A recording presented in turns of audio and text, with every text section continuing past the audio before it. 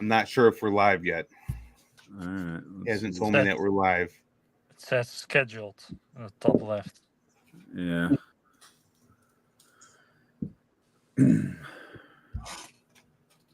I hit go live, but we're not live apparently. Okay. 619 OTA says we live. We are? I'm not sure.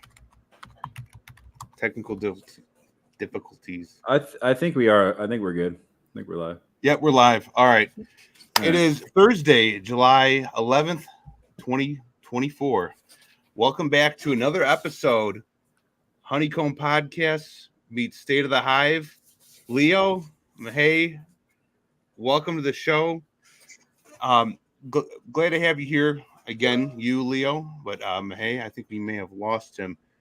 Having technical difficulties today. Anyways, we don't really have a agenda set in stone. You know, there's some things that we've been discussing between the four of us on the side. So I think, you know, we'll talk about that today.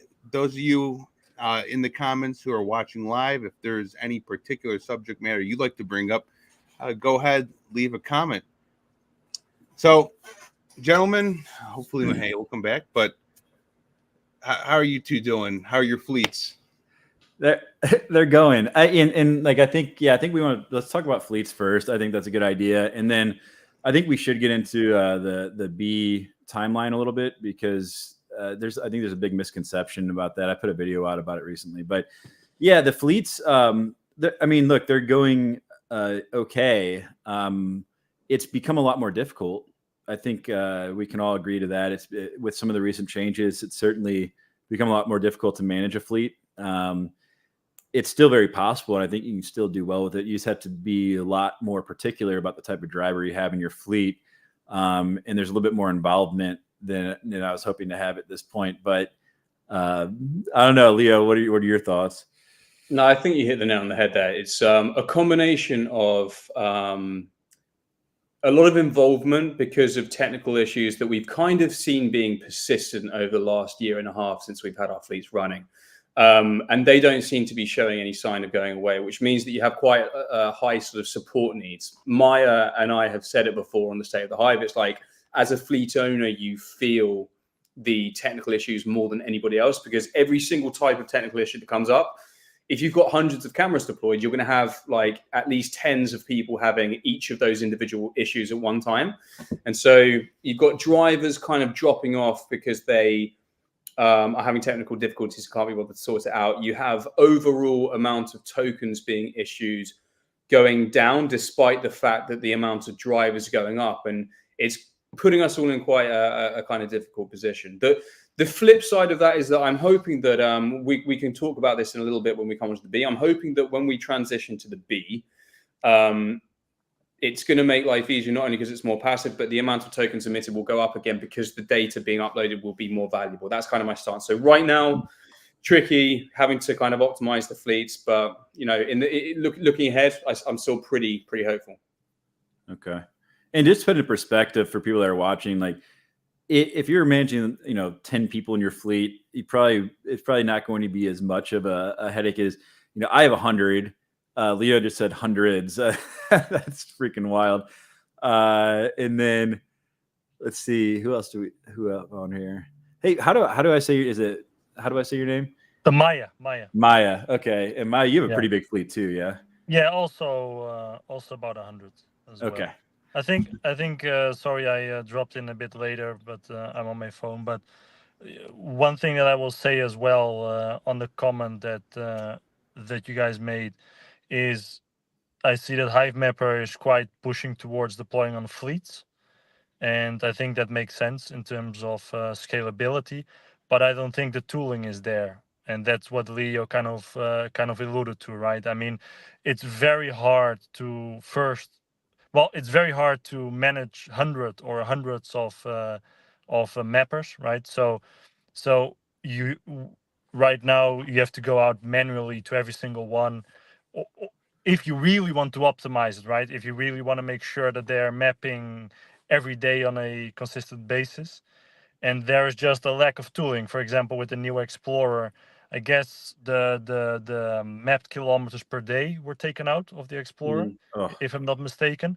So, but all of those things, those little things, help us really to say to a driver, hey, yeah, it is working correctly, or not, right? So the tooling isn't there to really scale it. And Leo and I were having this discussion a little while ago, kind of regarding selling a dash cam for a markup, right? And then kind of making some tokens on the side as well, just offering a dash cam service.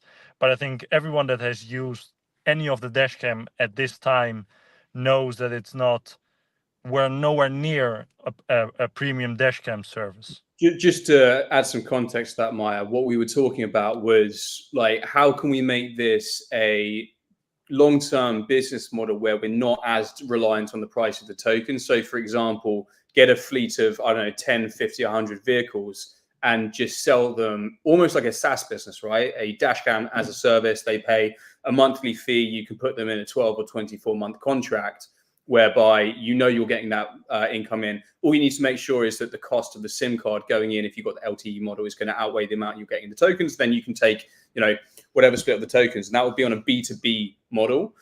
The risk with that, which Meije was alluding to, is, well, so far the dash cams haven't worked as we've expected. So how confident are we that the Bee's going to be passive, that's going to work without any prevalence, that the over-the-air firmware updates will be pushed properly? yeah, I would imagine they won't at first. I mean, any new iteration, and it's not just Hivemapper. I mean, really, any new hardware, especially in this space, generally the first shipments are going to be a lot of troubleshooting and figuring shit out. I mean, we're going to be in the field, in the battleground there. I would be shocked if it goes perfectly smoothly right away. But are you talking about going and basically having them pay for the dash cam for like fleet tools for like business owners? Let me jump in real quick here. The podcast we did with Ariel, he did say that is the intention with the new Bee dash cam, is to offer essentially a dash cam service, which is everything and more that a regular dash cam would offer, right? So driver monitoring, and premium features for managing fleets of vehicles for business. Do you know what the issue with that is, Joe, though? So, like, for a lot of profiles of fleets, I think that will make a ton of sense, where you only need a forward-facing dash cam. But the businesses I've spoken to, they have up to 6 dash cams already, or cameras deployed in their vehicles already. So they have one front-facing, they'll have one facing the driver with like sound as well. They have one inside or 2 inside the actual what's it called, like the cargo bit, so you can see what's going on the actual cargo. They'll have one in the reverse of the like the door, so you can see where you're backing. Like as soon as reverse comes on, it automatically switches onto the screen. And obviously that level is not going to be achieved straight away, if ever. So I'm not saying there aren't businesses out there that need just front-facing dash cams. I'm sure there's a ton. It's just finding the right kind of profile if you want to go down that route, profile of business, or like probably small fleets. Smaller businesses, and because I work with a lot of small businesses, I did a lot of B2B sales trainings and worked with business owners. Like they're not necessarily looking for the same bells and whistles as someone that has a fleet of hundreds of vehicles, right? So if you have the LTE version, they'll be able to track where their drivers are, which is a lot of what they want to do. Trip reports, make sure their workers are where they say they are. Be able to detect if there's any reckless driving, exceeding speed limits, that sort of thing. And then basic, accident detection if they can get some footage of it. I think there are, in that sweet spot of 10 to maybe up to 100 vehicles that can work for. When you get to bigger fleets, they're looking for a lot more capabilities with their fleet management tools. The other thing, I think a big piece of this that we need to understand as far as how we're going to do this as fleet managers is what's the cost of that LTE plan going to be? Because if that is a small amount per month, I think we can start to shift from a 50-50 split to maybe a 70-30 split and cover the cost of the LTE plan, because it's more passive now. They literally just have to stick a dash cam in their windshield, theoretically, and drive, right?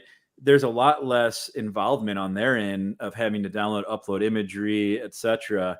So I think there is some wiggle room there for sure. But, you know, I don't really want to take on a 100 dash cam LTE plan if it's going to be some exorbitant amount. And then with how volatile the crypto market is. Yeah, that's not a good decision. I have done exactly that with Helium. Like I've had 150 hotspots, all with the LTE cards in big towers, and it's just so unpredictable. Yeah, the volatility, and those contracts are usually multi-year, right? Like I know a company in Portugal that installed like 2,000 or 3,000 cell towers, and they went bust after a year, just because it's so unpredictable that's not a very good not a very good choice. Out of interest, how much did you pay for the monthly cellular tariff? That was about €6. That's about $7-8. Yeah. Whoa. Per. But at the time, right, those Cheap. hotspots were making $100 per month, right, more or less. Yeah. But then it went down to $1 or $2. But to kind of get to the point with Hivemapper, you cannot really make any big financial decisions on the crypto token alone. So that's why kind of offering a broader service for fleets makes a lot of sense. I just don't see that the priority is there as well. For example, the fleet dashboard wasn't even developed by Hivemapper, right? That was made by Josh with his development company. And from what I understand, the development on that has mostly halted. So all of these things, and especially what Ariel said as well, they sound nice, but as a realist, I have some very big question marks to the degree that they're going to put an effort towards improving the workflow for mappers and for fleets, because so far I have not seen that. Yeah. I'm wondering if they're trying to do like I don't know, an icing on the cake sort of deal where, you know, the whole this fleet management approach, the enhanced B dash cams specifically for fleet features for companies and manage their drivers. You know, the thought is that maybe they won't cash out their honey token, so you're getting more of a, you know, they're paying you for this software, then not you, but Hivemapper or whoever's running this the overall management tool. So they're paying fiat, and many of them aren't going to be cashing out that honey token. So that takes some pressure off, you know, the sales of the honey token. And I think it's great of an idea as it is. I hope nobody on the inside is relying on that to be some slam dunk. I wonder. And somebody mentioned in the comments, like 99% of fleets already have trackers in their vehicles with telematics data, and that's true. But I can tell you, in the U.S. and working with business owners, a lot of them are paying $7 to $15 a month per vehicle to have fleet management tools in the U.S. I don't know what it's like in Europe. So if there's something you can introduce at a lower cost or something to replace that, I think it's viable. But to your guys' point, what are these tools going to look like? I mean, the fleet management tools we have right now, I mean, Meije, you said it correctly. We have to go in to be able to track what their mount scores are every week and make sure that those are solid and make sure they're uploading data on a daily basis and not running into issues there. I mean, there's no centralized location today, and we're a year and a half into this, 2 years almost into this, where we can easily track all of that information. I mean, we've had to find workarounds. So we have a commission split tool, and that's it. I mean, we don't have anything else from a fleet management perspective. Yeah, exactly. And it's a two-way split. It's not a three-way split either. We've been asking for that for a long time. And I just have to call into question how effective, you know, I'm nervous for these types of pursuits. As we've seen with the HDCS, those were very unreliable. I mean, it's like, you know, good luck if you have one of them. The firmware updates are even more unreliable, more unstable than the HDCs. For the longest time, they weren't able to get it functioning consistently. So it calls into question that whole hardware planning process. Like they weren't able to support that. And did they really have the resources, the development team and hardware engineers to pull something off like this, to shoehorn more features into what is already pretty compact? The question is, have they been struggling with the HTC and the HTCS from a firmware update perspective because they have to deal with all the different handsets that people have? And if that is the core issue, it should be solved with just having the Bee, which there's not going to be that problem. But I don't personally know what the issue has been when it comes to firmware updates. I think something else that I want to question as well, and this has a good side and a bad side, is was it a good decision to keep hardware development in-house in this case?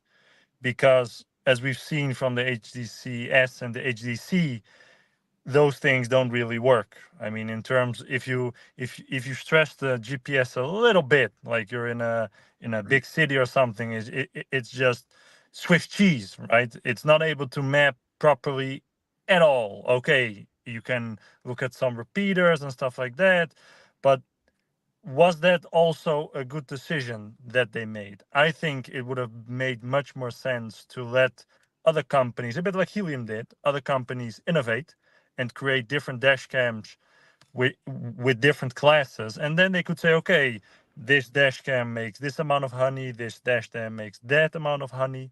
Because I have my serious questions if the Bee, of course, if they iterate, it should get better, right?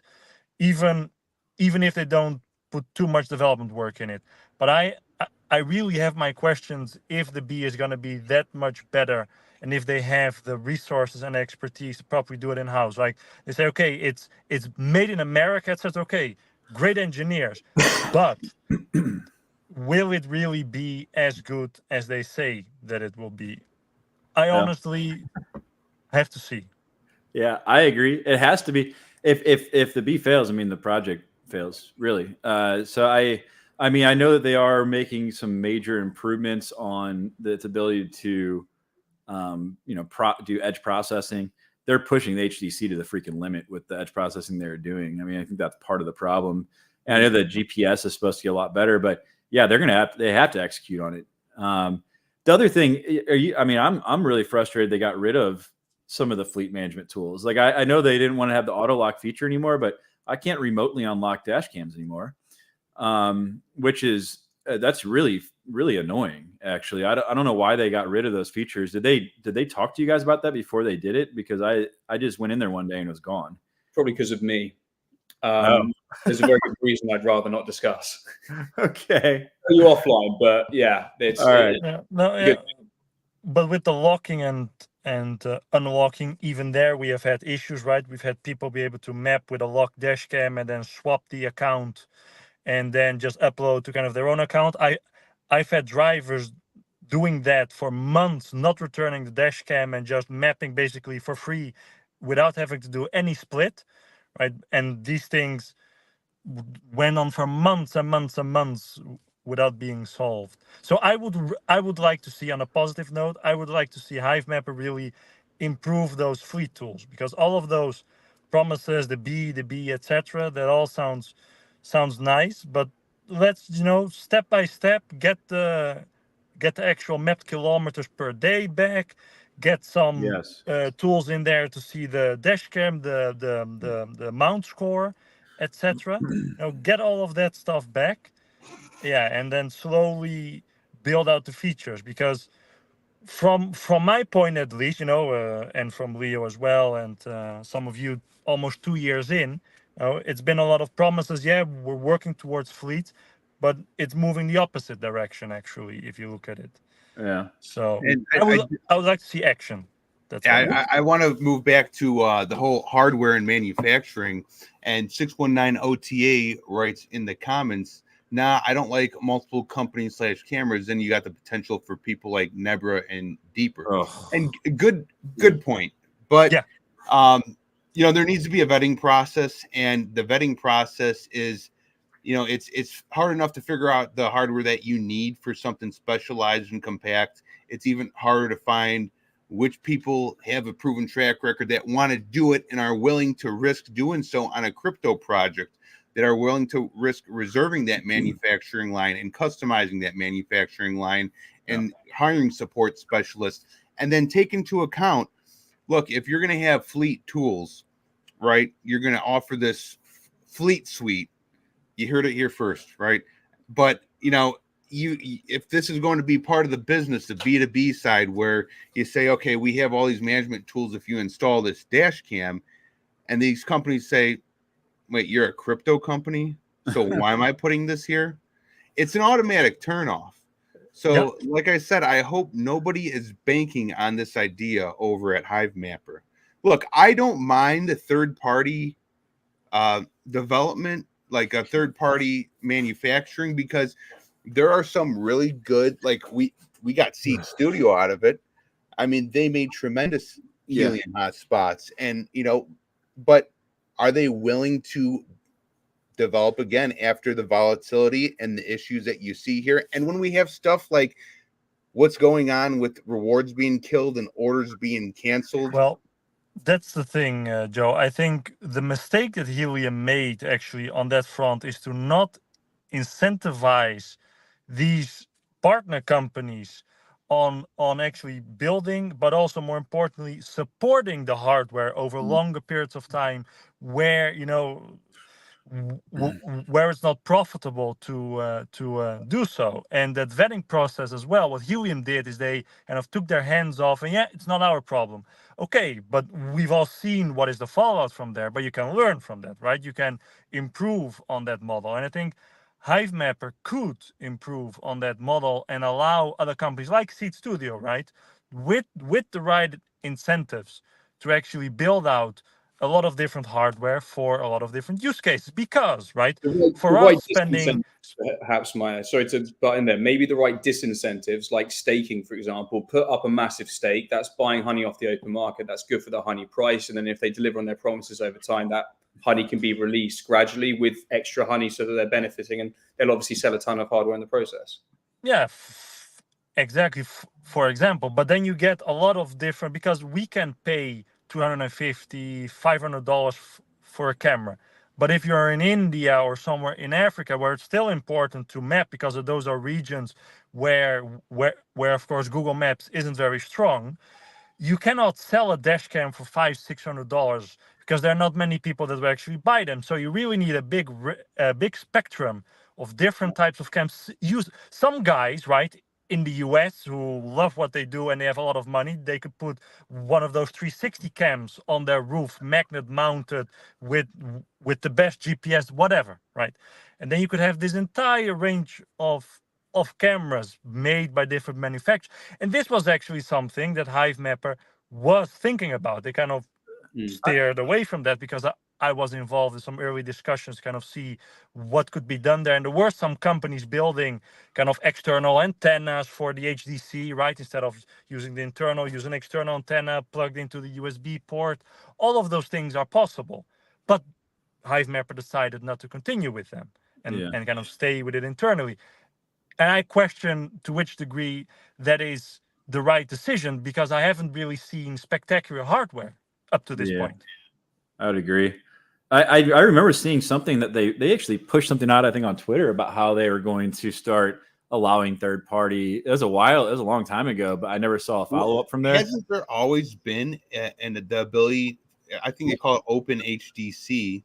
Correct me if I'm conflating this with something else. But there's other companies can bid on becoming a manufacturer, and they have to answer what is essentially an RFP. Yeah. Well, yeah, but that process was never continued. I was involved in the early discussions. This was me trying to open an HTC. I failed. Yeah, no, but it's sealed pretty badly. So those things are a nightmare to open. And sorry, no. I was gonna say they're really putting themselves in a tough spot, though, because Ario said they're looking to scale up to 200,000 units a year. And, if they could push that on to third-party manufacturers and kind of diversify that risk amongst them, because they've got to sell these things. Now, on the flip side, 200,000 dash cams a year is what they're looking to scale up to. That's what he said when we interviewed him on my channel. think about that times 500. I mean, that's $100 million in revenue if they're able to pull that off. In 1 year's time, 200,000 live, or I didn't quite get that. They're trying to scale up production to manufacture as much as 200,000 a year is what he said on an interview we had with him. Now that's not going to happen right away, and that actually does bring on my next point. Like, I'm starting to see a lot of people clamoring about where's my bee now that July has hit. Are you guys seeing a lot of that too? Oh, certainly. I see it in the comments right now. I see orders getting canceled. I get every couple days, I get another email. Oh, this order has been updated. Yeah. So I think there's gonna be a lot more cancellations as we get closer to, get to August, September. People don't get their dash cams yet. They're going to start saying this is helium. Now, I mean, they did say Q3, but I was thinking about this earlier. There's a lot of people they sent an email to about upgrading from their HDC. Of course. And they weren't very transparent about the fact that, hey, this is probably going to delay your shipment by 3 months if you do make this changeover. I think a lot of people expected they would be getting their dash cams a lot sooner. But they keep talking about on the AMAs, like, we haven't seen a drop off in kilometers mapped is what they're claiming. I went on the dashboard last night because you can see how many kilometers are mapped on a weekly basis. And we did see kilometers mapped climbing weekly all the way through the spring. As soon as like MIP 16 hit, June kilometer maps stayed the same. It didn't drop, but it stayed the same. And I was looking kind of how many contributors they're adding in a week. I think they're adding roughly 150 to 200 mappers a week, but the kilometers mapped are staying the same. So to me, that would say that people are absolutely stopping mapping. I mean, there's no doubt about it. There's some technical issues as well, though. I'd say that's probably something to take into account too. As well, but this is I mean, it's funny because this is exactly the same thing as we saw with helium, right? With helium, everyone said, look, the number of hotspots still going up, it's still going up, but there were these massive pre-orders, right, just still pending. But after all of those were filled, it started to just go completely in the opposite direction. So that's all fun, but those are vanity metrics. Those don't say anything, because really what matters is how much do people get out of the dash cam, right? And that's either as a value as a dash cam, which the current dash cam have none. They have no value as a dash cam. And secondly, the money, right? So either, show me the money or show me the value in terms of the dash cam. And the money's going down, as we all know. So what gives, right? Side though, right? Like, I just play devil's advocate. Aria would argue, so look, that's why we developed the Bee. It's a fantastic dash cam. Fleets will want it, and that's probably why they're pushing it in that direction, right? Sure, but fleets will want it. Initially, fleets will want that for the money, until it's proven that you can really use it as a dash cam. I haven't bought any Bee at all because I don't trust that it will actually kind of deliver the improvements that they mentioned. So, I mean, of course, that's all nice to kind of say it, but we need to see it. And right now, the only reason to have that thing in your car is to either, heat up some food on the back of the heatsink, or kind of make some honey tokens from it. That's right. Yeah. Well, we've seen such a massive drop off in rewards, and I know Aria will say it's supposed to be passive. It's supposed to be passive. Okay, point stipulated. We understand it's passive. It's not for going around driving and making $50, $100 an hour. We get that, but there is a point where to logical people, to make $15, $20 a week it's good. That's kind of what I'm making. Not so much this week. I made about $7 worth of honey, and I'm in one of the best possible areas I can be in, one of the biggest areas, way out on the edge where there's a lot of fresh roads, and that's what I'm making. So when you have fleets where you have to split it with the manager and the driver, potentially a third party, how much are these people making, and how much time are they putting into downloading that imagery, then uploading it from their phone and troubleshooting issues? And go ahead. No, I mean, I have a perfect example of that, right? What I did learning from helium is I installed most of my dash cams in São Paulo, Brazil, Why? Because the money that they make compared to Europe and kind of North America is much less, right? So I said, okay, in which region do I have the most kind of longevity for the mapping process? They kind of messed up the regional boundaries, and now the average income is about $4, $4 to $5 per week.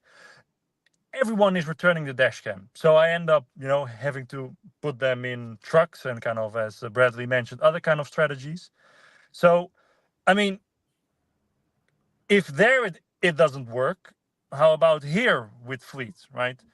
So it's kind of, I mean, it's not a formula that just works everywhere. And I'm sure Leo and fleets like Leo in the UK, it might not be now, but at some point they're going to see people stop mapping and seeing massive dash cams being sent back.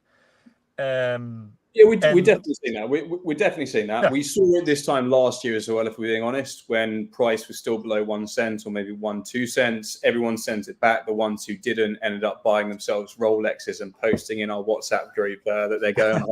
But it takes once or twice of that learning experience to appreciate crypto. And the vast majority of fleet drivers are not people. It's their first go around with crypto. So I think a lot of people don't understand, who have this mentality of, it's passive, you're going to speculate and you shouldn't expect to make more than, $20 in a week. And, you're supposed to hold on to it. No, the people that are doing the work, that are the fleet hosts, the drivers, they are looking for the instant gratification aspect of it because they don't understand the long game. They don't understand crypto. And look, a lot of people are hurting for money right now in this economy.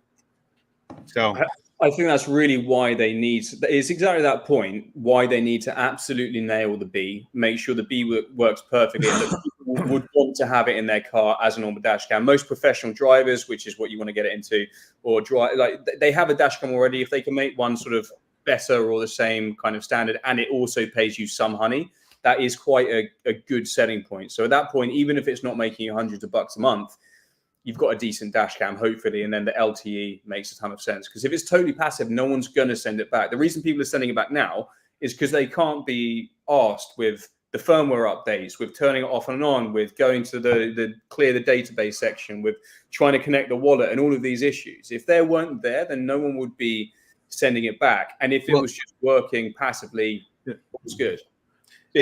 I do want to make another point here, as for like that LTE SIM, it's supposed to be so passive. Well, if you are not on a business plan for your LTE SIM card here in the United States, they gouge you. You're looking at $50-$60 a month with some carriers. It's absolutely outrageous. So many people are going to say, nah, no more LTE, and then I'll bring it in, connect it to Wi-Fi. All right, I'm tired of bringing it in and out of my house. I'm done. Oh.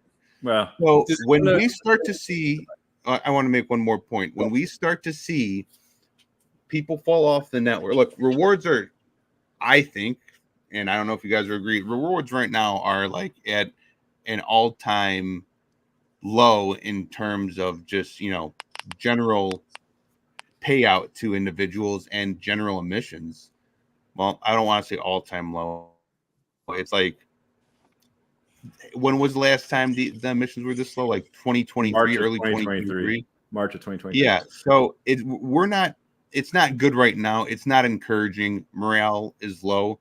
You're going to start to see the regular individuals drop off. The people who had their dash cams ordered for a couple months now, they lose the excitement. They don't see that there's a lot that's taking that they don't think they're going to make a lot of money like they were making $80-$90 a week back in the beginning.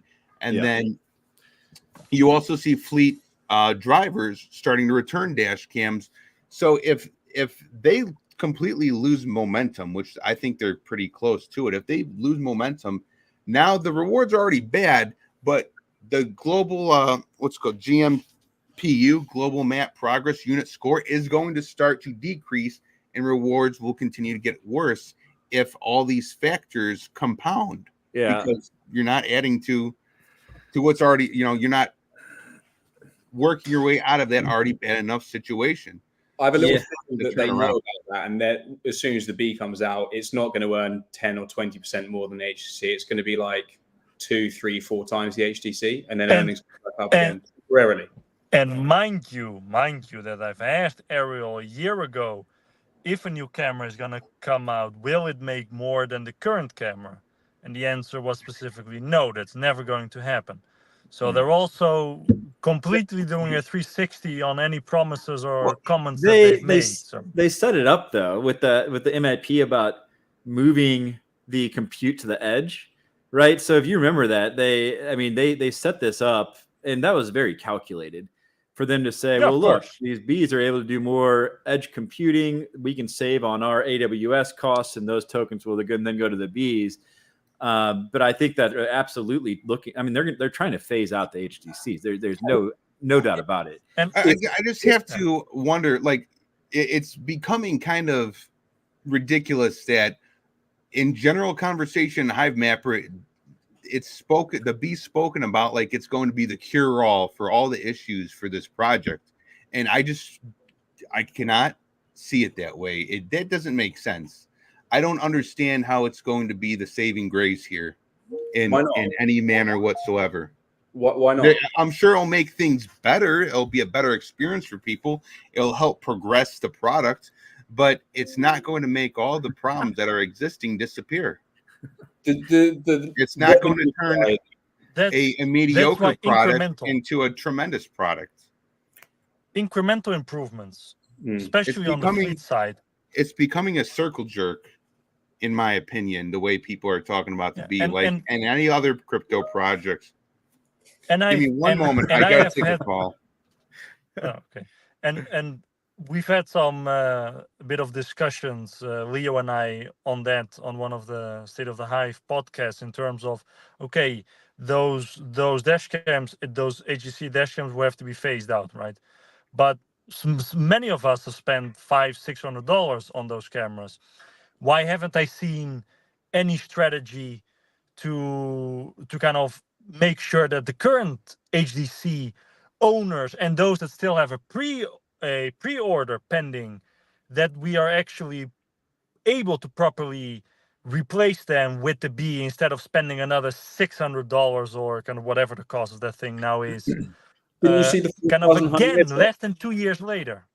Well, there's a 1-year warranty, so they have a good out there, like, right? So but I mean, you can be a douchebag or you can't be a douchebag, right? If you want to be a douchebag as a startup, you better have a freaking great product for kind of people to kind of continue buying your product. And I don't think Hivemapper is in that position yet, because they only will be if the crypto is high.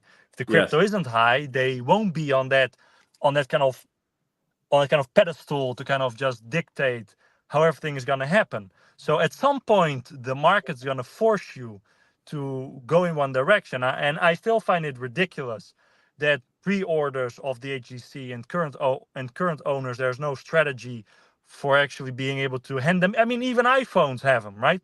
Even you can turn in your iPhone 14 and get a discount, or your new iPhone.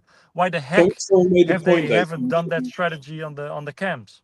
Someone made the point somewhere that it's like, if you're a phone company, you can repurpose those secondhand phones and go and give them to a different customer or whatever. Like, what's Hivemapper going to do with a ton of HTCs was the point they made. It's like, you can't really do much with that. Well, all of them have CM4s, compute modules, and they're still worth about $60-$70 a piece for those compute modules. You can kind of repurpose them into something else or kind of sell it. But either way, it's not our problem. That's what I wanted to say, right? Yeah.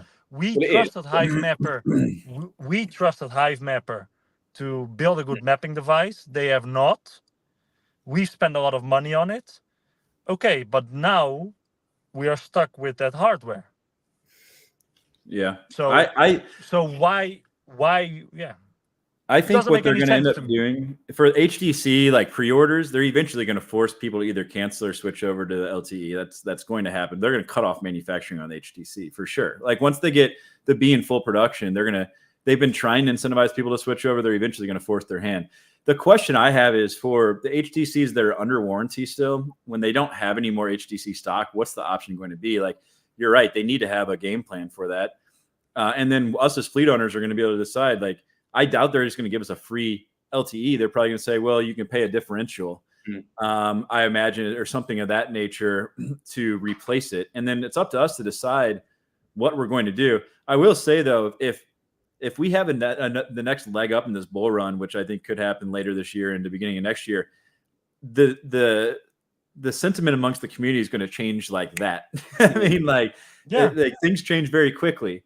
But that's only a short-term solution anyway. That's not really a long-term solution.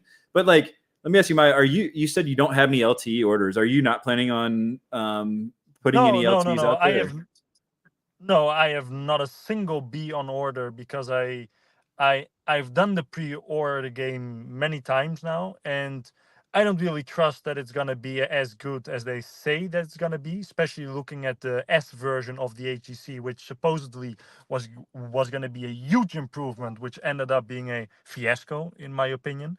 Yeah.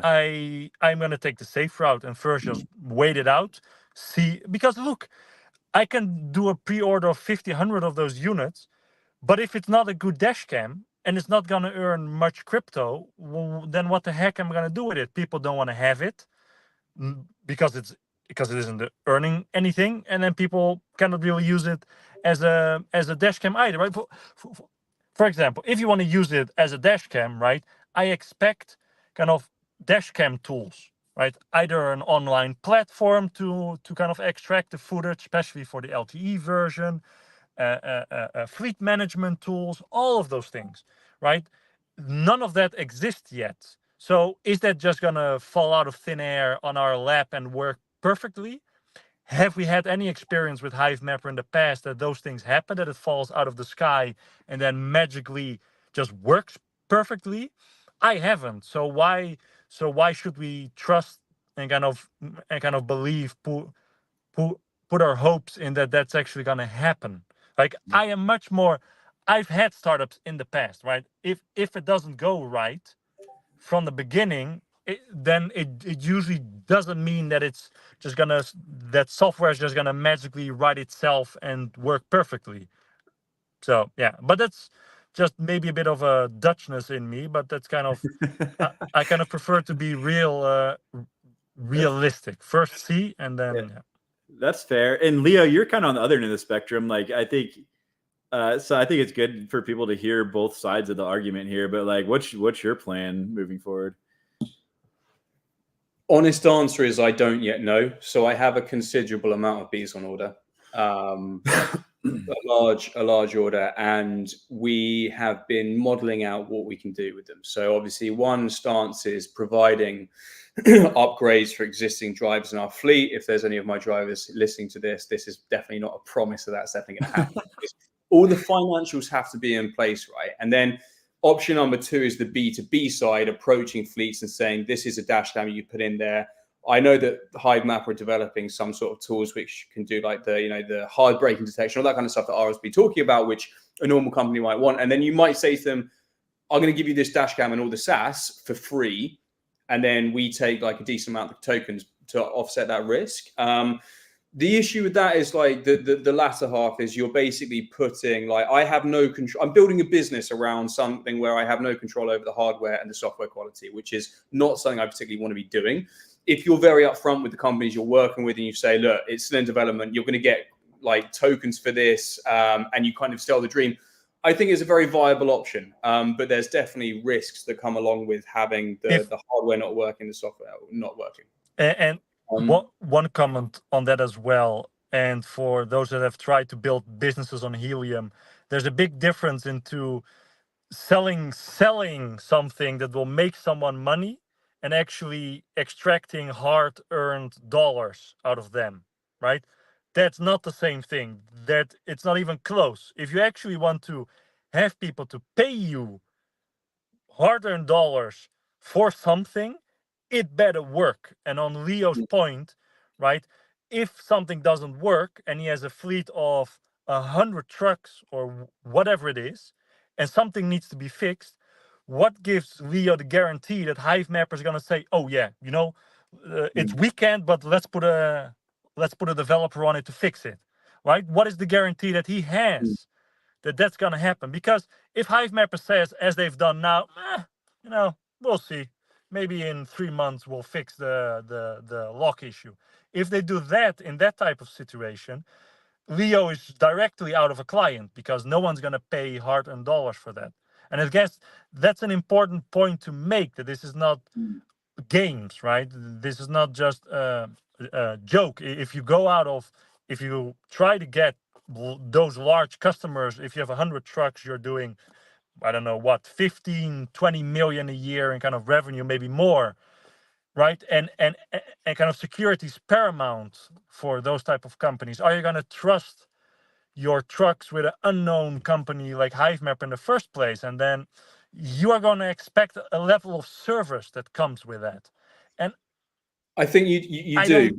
Yeah. You're making an important point. To take it back to helium, just one very, very quick example. I won't beat the horse too much, but like, let's say I found a company and we were in the helium times and they needed LoRaWAN connectivity, and I was going to charge them a monthly fee for setting up 20 hotspots around their like million acre vineyard, whatever it is, and charge them a fee for that. I think that's very feasible, and it would have worked, right? But I think the margins were so low there that it didn't make any sense. With Hivemapper, I think it's more interesting because the margins are bigger. So you could potentially, like in the UK, connectivity is not particularly expensive. You could lock them into a 12 or 24-month contract and make enough to actually make it worthwhile. However, I'm going to agree with you 100% on it only works if the bee works, right? And where's the guarantee of that? So far, who knows?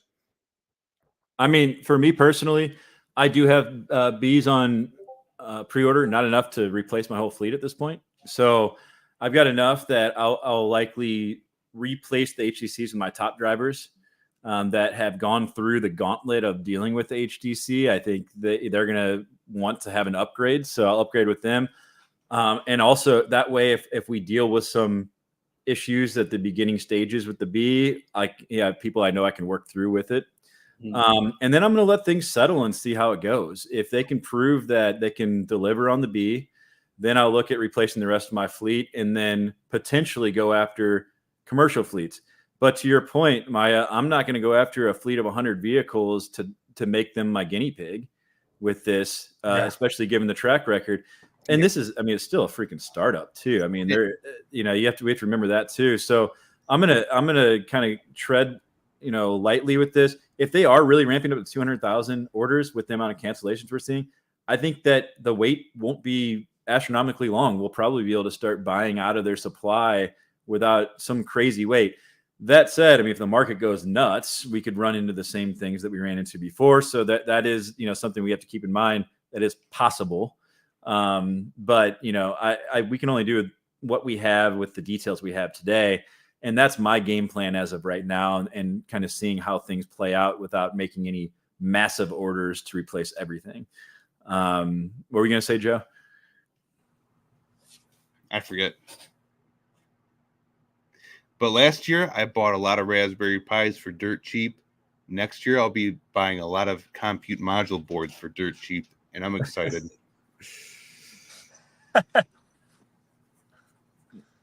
No, but I think your strategy, Bradley, is a good one, and I have a similar strategy, right?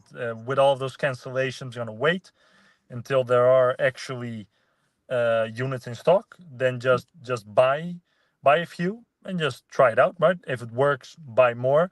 Mm-hmm. I'm not too optimistic that we'll run into another bull market, because I think the flashiness of crypto has kind of worn off, especially with kind of the general market. So I think the new influx of money isn't going to happen that fast, but that's always kind of a very subjective.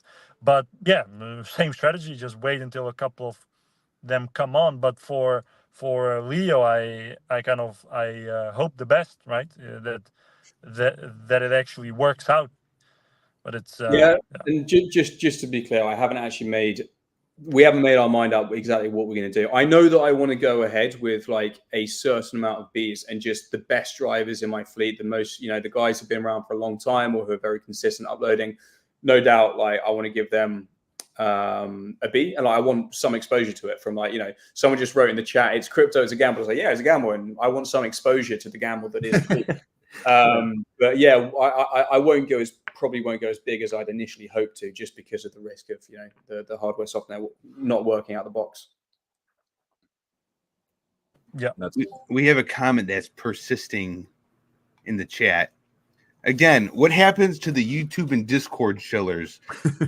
Do they got to return referral money for canceled orders? They don't give you the money until it ships, right? Yeah, yeah. I haven't received any token payouts. I was actually expecting to receive some this week, hoping for some, but yeah, I got a late start on selling dash cams, not till the very end of December. I don't know. We'll see. After if Hivemapper turns into a total embarrassment, I think I'm just gonna rug my YouTube channel and go hide under a rock. Sorry, guys. I'm short term over the next 6 to 8 months. I think we might have. I think we could definitely see some further pullbacks for the next month. But I am actually bullish for the next 6 to 8 months. I think we could see things turn the other direction just from a macroeconomic level globally sometime in 2025. So I'm not as bullish about having a long bull run, like as long of a bull run as we did the last time around. But I do expect, not financial advice, but this is my personal opinion. I am bullish for the next 6 to 8 months for sure on crypto in general. I think there's a lot of good catalysts coming up that I think will bode well. Yeah, I think I've thought about that quite a bit, and I think I've been in crypto now since 2012, 2013, so more than a decade at this point. I really kind of stand by the idea at this point, especially also after going through things like Breakpoint, etc., and all of those conferences. Is we really do need some real world fantastic use cases for crypto. Trading meme coins, and etc. I mean, it's fun. I mean, some of them bring a lot of liquidity in. DePIN, great, right? I mean, DePIN actually started with script miners, and then went into storage coins, and then Helium popped up, and now Hivemapper. But we still really need to see one of those, and I hope it's Hivemapper, that really kind of break through that barrier and really become a long-term sustainable unicorn. Because many of them have been unicorns, right? Helium has been a unicorn. It probably still is, but many of them have got. No, okay, all right, maybe not. But many of them have gone. Yeah, so we really need to see some of these projects actually break through, and I only will kind of be very optimistic in crypto if we're able to have that, right? We haven't had that with Ethereum. Right, we're seeing some of that with Solana, and with these DePIN coins like Hivemapper. I really hope it does, because I spent most of those 10 years in crypto, building all sorts of companies and kind of mining and whatnot on it, and I really do hope that does happen. But it really depends on how well they execute, and Ariel and the team really need to put their heads down and really focus on the execution and balance both sides, the demand and the supply. And if one of them is out of balance, it's not going to work. If you want to have something that's not dependent on crypto, and I really hope it does, because in all honesty, I think the only DePIN project that is going to succeed is one that is not dependent on the crypto economics in terms of volatility and price fluctuation. So what Leo was mentioning, right, like being offered to offer kind of added service, we really need to see that, and that's going to be the key in my opinion, for crypto and DePIN in the end of this year and next year. And I really do hope that these guys are able to succeed. But they need to listen very well. And I don't. My impression is they don't listen enough. Yeah, But they've been that's listening. that's my 5 cents. I think that the positive of this, I really think that they've been listening to the clients, and all of the things that have been happening that actually we as mappers have been complaining about over the last like 3 or 4 months, or this year basically. I think it's all because they've been listening very, very closely to the client, right? So HTC is not doing the job. The quality of the data isn't good enough, and so we need to transition to the B. Why bother hyperinflating your token by printing a load of them in the meantime, when what we're doing now isn't actually providing enough value to the client? So let's do everything we can to shrink emissions each week, get it down until the B comes out. Yeah. And then hopefully the data is going to be good enough. We can start flooding the market with token again. I agree, but how about fucking tying your employee unlocks to the map progress then too? Because they haven't changed their emissions, and their emissions are far more than our emissions ever were. So I think the emissions, we were talking about this before the show, right? There's a lot of unlock happening. And that also, sorry to interrupt, guys, but that's also kind of I didn't want to make that point just to not add kind of more kind of that type of vibe in the call, but I mean, everyone that's watching sees what's happening, right? Everyone sees these guys selling 80, 90,000 or more as soon as it drops. It might not be current employees, I think it is, but it might also be ex-employees. But it's not a good sign, right? I mean, it's not a good message to kind of rub off on your project. Yeah. I would like to see it. I mean, Demo just announced they're extending out their unlock schedule for employees and investors. I think it's one thing to say you care about the long term of a project. It's another thing to put your money where your mouth is. They're doing it. GeoNet has their unlocks tied to milestones for employees. I mean, I would like to see, if they're shrinking our pod and they're putting out these MIPs to shrink things down, fine, but their money should be tied to it as well, in my opinion, because they're the ones that are pushing out the MIPs. I would also argue that map progress is as much on us as mappers as it is on them to execute and ship products and make sure that they, put out app updates that work. I think they're as responsible for map progress as we are. So I would like to see everyone impacted by the MIPs personally. Well, I think with the regions that are in place now, with the thousands of additions into, dirt roads where I need to mount my dash cam to a horse to map it, it's going to be, I think we're going to see a serious stall in that global map progress unit.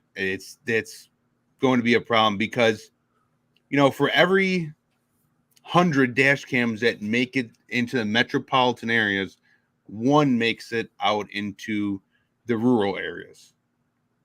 I can't tell you that's a statistic for sure, but you get the point I'm trying to convey.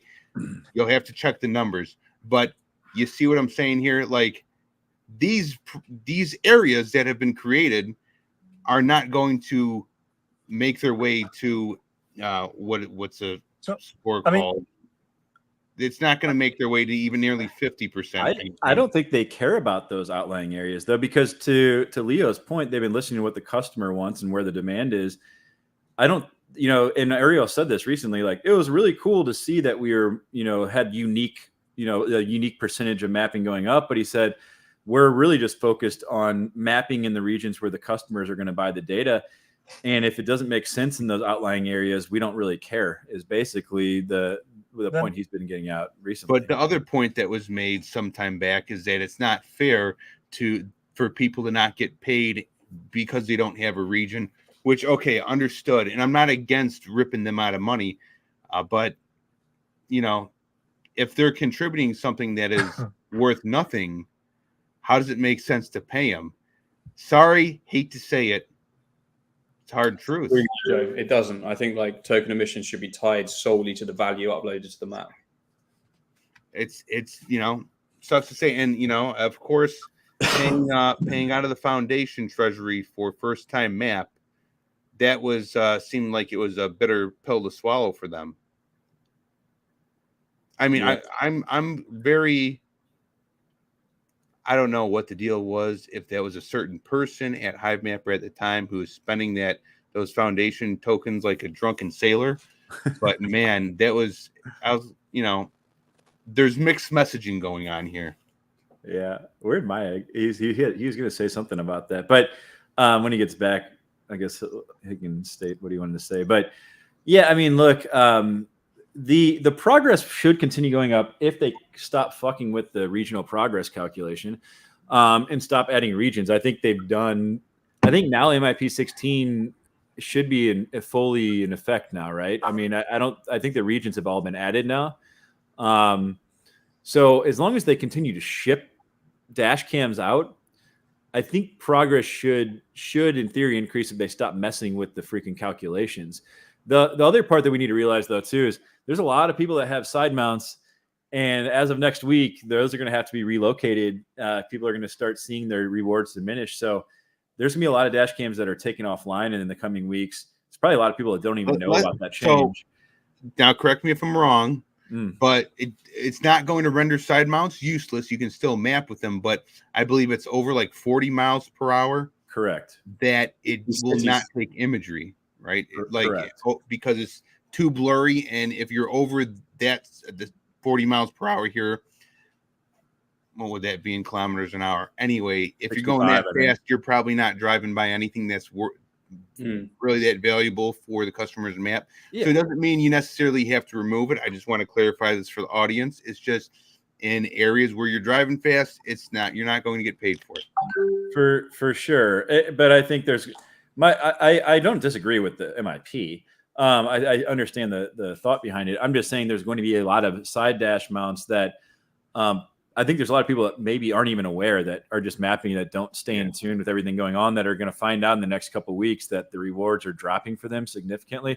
So that's a lot of dash cams that probably will be falling out of mapping for a few weeks while they get relocated. So we could see map progress over the next month drop back down, I think, before it starts to recover because of that alone. But as long as they keep shipping dash cams, I think we'll continue to see the map progress go up. But to me, I think it's going to be telling to see how many people are dropping off versus how many new contributors are coming online.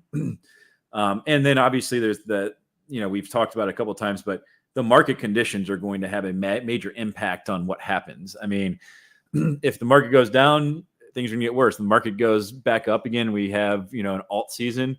All of a sudden, everyone's excited about the project again. I mean, it's kind of how these things work, right? And ideally, sorry guys for dropping off, but and then kind of ideally, you would not rely on that cycle, right? Ideally, you would have just a dash cam that just in case you get into an accident, it just has the footage, and it just makes you some crypto on the side, right? Mm-hmm. And that's where we really need to move towards, to not be dependent on any of those cycles. But any of the mapping stuff that I kind of briefly caught, that you guys were kind of discussing about, doesn't make any sense at all to me, because right now in Sao Paulo, for example, there live, I don't know, what is it, 6 million people in those cities. It's the biggest city in the Americas. And they just decided to just make a region the size of Texas. And now I'm just putting everything on trucks, just mapping 900 or I don't know, 700 miles a day, which doesn't help anything in terms of mapping, but my rewards have increased by about 10 times. Oh, wow. So rewards are going up, but it doesn't help jack shit in terms of the mapping. So yeah, it makes absolutely no sense, any of these changes that they are doing, and I don't doubt. I brought that up 2 episodes ago, but I agree with you 100%. I don't see how that made any sense at all. Nope. I mean, when you see so many different actions that are taken, that each one of them like slightly harms your interests, you start to wonder if it's intentional. And we're starting to wonder if it's intentional. We're not pointing the fingers at one particular person, but you have to wonder, are they feeling the greed?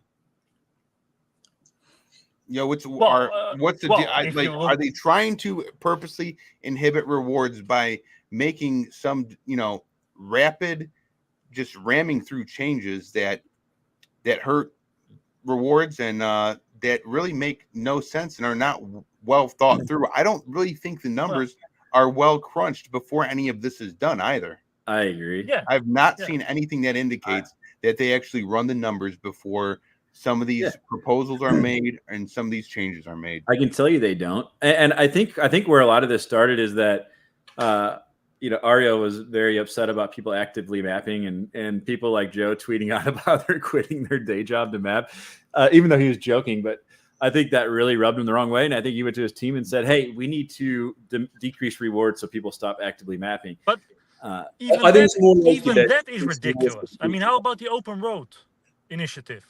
The first one. Right?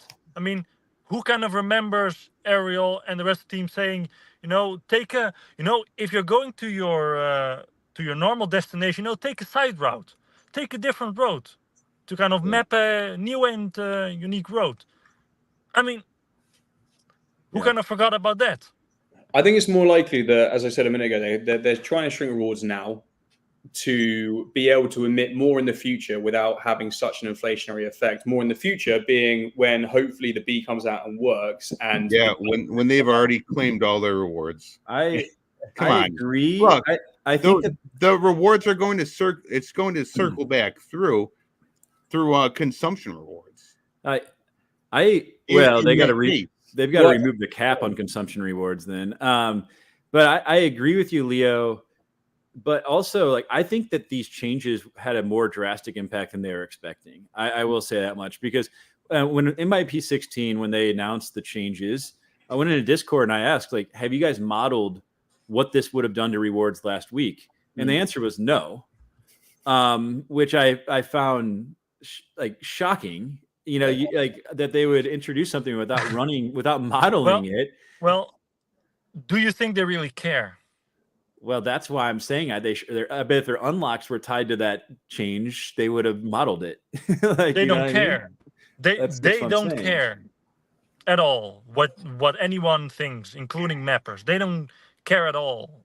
I mean, that's the vibe that they've been rubbing off for the last 2 years, that they just don't care. And that's the point. Look at the amount of tokens that they get compared to the mappers. How much it was 22 million per month? Oh no, well, I mean much more.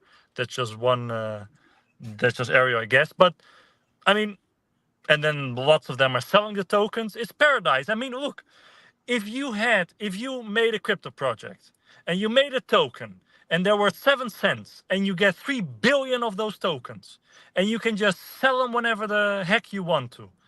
I mean, it's heaven. So it's heaven for them. So they sure as shit are gonna make use of the time that they have and just capitalize on it, right? What drives me up the wall is it's what happened right around. Well, we're on the MIP 9 committee, Leo, right? So it was I think it was MIP 7 that made some very drastic changes and cut rewards, and that was right after the FOMO challenge. And I told them this is going to destroy rewards. It's going to hurt momentum. A lot of people cancel the orders. You're pulling a helium, except the whole thing is helium didn't intentionally pull that, FOMO non-delivery big ordeal. That wasn't intentional. This here with Hivemapper was self-imposed. What they did, in my opinion, where just rewards plummeted. And I know we sit here and focus a lot on rewards, but that's what's keeping the growth of people who are doing the work. That was self-imposed. And for all this talk of we're trying to learn from helium so we don't make the same mistakes, that was the turning point where the team just said, hey, hold my beer. No lessons have been learned. I hate to say it. No lessons have been learned. None. At least not that I can tell. There's something else I was looking at that I thought was funny. You know, when they introduced the token burn MIP, y'all remember when as revenue comes in and they had the cap? Yeah. You notice like the week after they pushed that through really quickly. The week after they had like 3 big contracts come through. I was like, the timing was impeccable there. I think I don't know, man. I think to Leo's point, if they can execute on the B, if the market has another upswing, I think we'll have a totally different conversation in a few months. But we'll have to wait and see what happens. And I know this has been like a pretty negative video, but like I still, my fleet is still doing well. It's just become a lot harder. It's become a lot more work than it was, more work than it needs to be, in my opinion. And I'm having to, about a third of my fleet, I'm having to place with new drivers. It's like some of the drivers that were kind of edge cases where they were making just enough to keep going. People that were maybe driving 3-4 days a week. I'm having to find people that are on the road like 6+ days a week, driving serious miles for it to be worth it on a 50-50 split. It's just become a lot harder. Not to say it doesn't make sense. I think it still makes sense, but it's not as easy as it once was. That's for sure. Yeah. I mean, look, in terms of the whole kind of negativity thing, I mean, we've had a bit of feedback on that before, well, negative, etc. But look, many of us have been in this game for close to a decade. We do want crypto to succeed, but you cannot just be constantly smiling and just looking like everything is great and just ignore all of the facts, right? We need to, as a community, we need to hold more of these companies and guys. We need to hold them more accountable, and I think that's something that's lacking. I think everyone is dancing around when the market goes up, and when the market goes down, everyone's crying. But no one, or not many people, sit down and really are realistically critical kind of about these types of projects. And we all want crypto to succeed, but we need to be realistic. We need to look at how things are, how things can be made better, and then we need to see the action of these companies to improve. So yes, things might be a little bit negative at this point, but I'm sure from the 18 or 21 million that they've raised in capital, I'm sure that they still have some money left. I hope so, at least. Or they're going to raise another round, but they'll learn from all of their mistakes and improve from there. So it's not negative. It's just we need to be realistic, look at the facts, and then, just make sure that they go in the right direction. That's why we have these podcasts, right?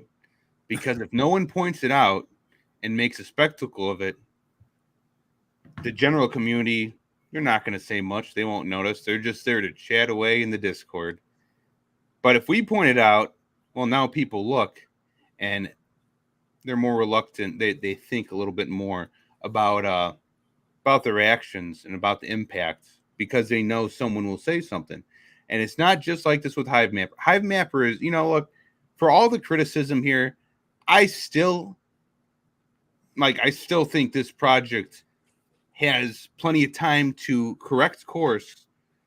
It's not terrible right now. It's not the best. A lot of decisions can be called into question, but they're doing things head, shoulders, waist above so many other projects in this space who have so many geniuses that work for Facebook, Google, and AT&T and every other Fortune 500. But Hivemapper has executed well. We need a course correct. Yeah, I agree. Yep. And I think the B is not going to solve all the problems. I just hear everyone talking about it like it's the magic bullet. Like when the B ships, everything's going to be fine. Can someone explain to me why? I think it is the answer to the problems just won't be straight away because it won't work out the box. But when it starts working, like that pretty much is the answer to a lot of the things that we've been moaning about. Yeah. I mean, it will make it a passive process finally, which is something we've been wanting for a long time. It will be able to do edge processing to the extent where the data, if it works properly, will be ready for the consumer very close to the point of collection, which I think is a huge game changer. I think those two things alone, and it'll allow us to get into the types of commercial fleets we want to get into. Because, like, I know somebody has a shipping company. Just because the Bee ships doesn't mean it sunsets all the HTC and HTCSs out there. No, but that's just a matter of time. Let's think about this. I get what you're saying, but come on, like, I'm just saying. It can sunset all the HTCs if they want it very quickly. They can. They're gonna get a brick through the window from every one of their community members. Yeah, I'll get a brick through my window if they do that. Well, you probably will. I didn't say that. I didn't say that. Look, I mean, think about this. They're going to be pushing out updates that push the equipment to new limits. I mean, I suppose they'll have different firmware updates pushed to the HTC than the Bee, but it's just a matter of time. I mean, the Bee is not capable of doing what they need the dash cam to do. It's like they're going to end of life it, and they're going to have to come up with a solid plan. Like Meije said, for us HTC owners, if they don't, there's going to be a lot of backlash and a lot of negativity in the community. I hope they're starting to think through those different scenarios and what that looks like. Probably hit the red button, push the update that breaks all the Bees a year after they're all out of warranty, when they're out of warranty. And then, what is this, Apple? Oh, that's good. I'm not saying that's going to happen, by the way. Man. Well, should we leave it there? Oh yeah, the last thing, like, look, I don't think that you all should expect your Bees until probably October, November, December. They might start shipping a few at the end of September. For people that are expecting to get these things in July, August, not gonna happen. It's not gonna happen. I mean, Ariel even said it in an AMA recently, maybe a month back. He was asked about it. I think they should have done a much better job of communicating this more widely. But look, you're not going to get your devices until October if you're like a December, early January order, and a lot of people are going to be waiting towards the end of this year, possibly into next year. So, sorry. No, sorry. I was going to say, if anyone is thinking about potentially canceling, cancel while they have the money to refund you. Because if too many people cancel, I and many other people actually put in question if they're going to have the money to actually refund you if there are too many cancellations. So for anyone that thinks about, it might not be profitable, or, if you pre-order, it's a leap of faith. If you're having doubts on your leap of faith, just cancel immediately. It will save you a lot of time and pain. Everyone, this is Jesus and Meije had a bet that Meije couldn't start a bank run. This is it coming into fruition now. I don't know. They have a few billion tokens. Someone pointed out, what did we do? The price of honey dropped since we started this video. Oh man. Yeah. And Jesus wanted me to correct a statement I made on the last Honeycomb podcast. It wasn't 150,000 that he sold at 31 cents. It was 1.2 million tokens that he sold at 31 cents. There's your daily reminder. I'm glad he got out. I didn't realize he sold at 31 cents. I'm kidding, obviously. Yeah. We've been reminded about that about a million times. Well, good for him. I hope that it surpasses that all-time high, just so that we can remind him. Well, if all the tokens are going to be in circulation, what's the market cap going to be? 10 billion tokens, 30 cents. That's, well, what is it? 3 billion market cap. Fully diluted. Yeah, diluted market cap. Helium was 4 times that at the height of the last bull. It's possible. It is possible. Depending on how much the market pumps, what this bull run looks like, I definitely think it's possible to. I think it's more likely we'd see 5 to 10x, but it's possible for more. Obviously not financial advice. I don't have a crystal ball. anyone that tells you they don't know what's going to happen in the market, they're full of shit, by the way. It's a very volatile market. There's a lot going on in the economy globally right now. It's anyone's guess, but I do think I think there is potential upside here for sure with this project. DePIN's kind of been under the radar now for the last 6 months and they're consolidating. I think the next 6 to 8 months will be pretty fun, actually. I think so too. I can't wait to make all sorts of money off this DePIN bubble. Hey, sorry guys, so I'm literally so many people are showing up late to the show. Look, I don't want to keep you guys here, Leo. Yeah, he has to bounce. See you, Leo. I need to jump as well in a few minutes, but yeah, we're gonna wrap it up anyways. It's already been an hour and 20 minutes. We've gone on long enough. I appreciate you coming on. Hey, yeah. I've probably saying your name wrong. I apologize. Yeah, that's Meije, but yeah, Meije. Thanks, guys. Sorry, I'm on my phone, but I had to do some stuff. But I think it was a great podcast. I think we discussed a lot of the most critical points right now in Hivemapper land. Yeah.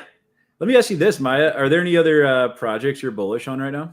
Well, to be very honest, the projects I'm most bullish on right now is GeoNet.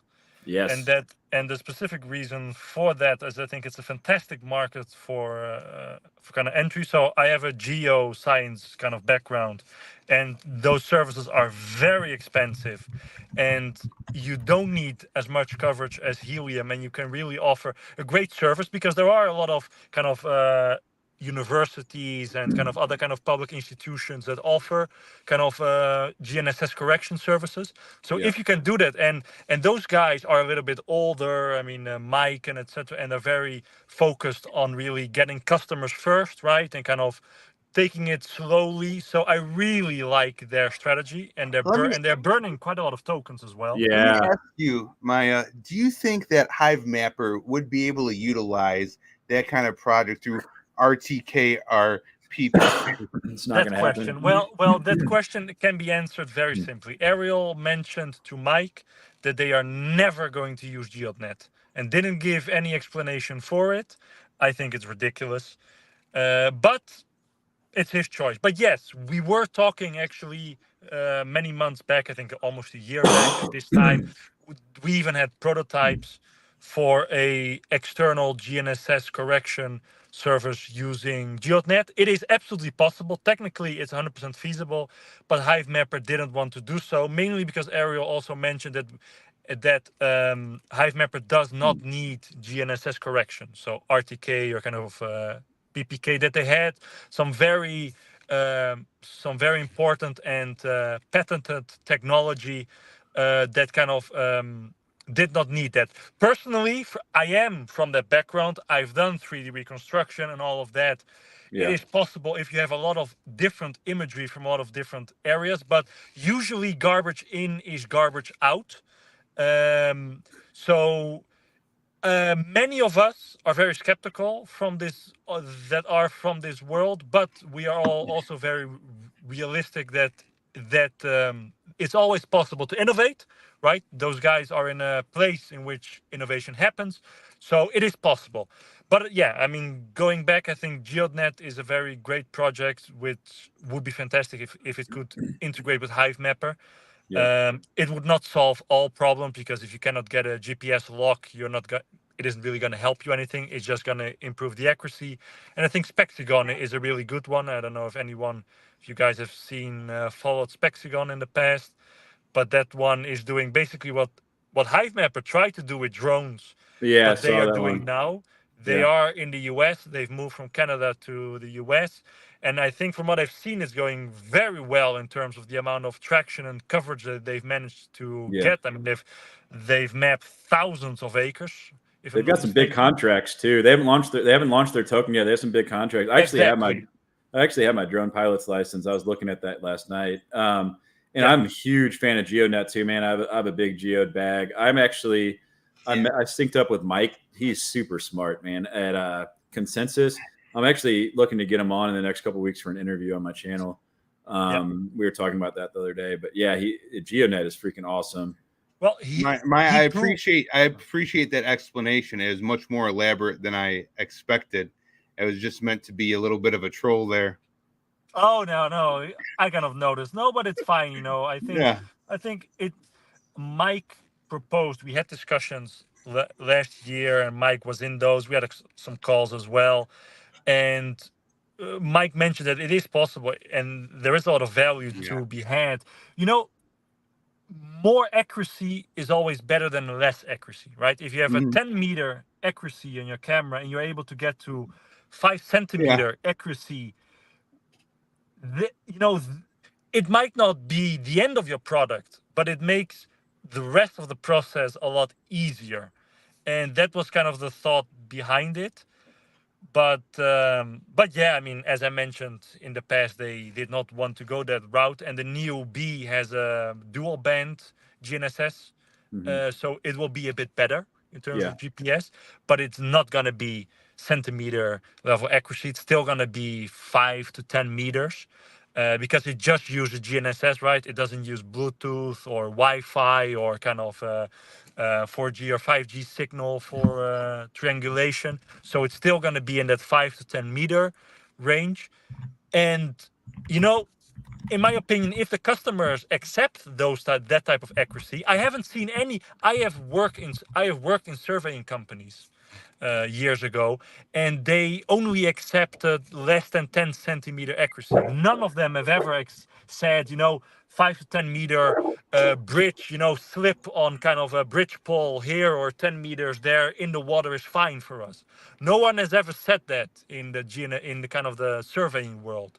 So yeah, my question is, do the Hivemapper customers have that same opinion, or they have some secret sauce in there? But what worries me a little bit is we haven't had a single announcement from Hivemapper over the last 2 years for a customer, even a small one. And for example, GeoNet, we've had many of them over the last month. Small ones, it's fine, right? I mean, you have to start somewhere. GeoNet started as a bootstrapped company, which is fantastic. But we haven't had any of those for Hivemapper.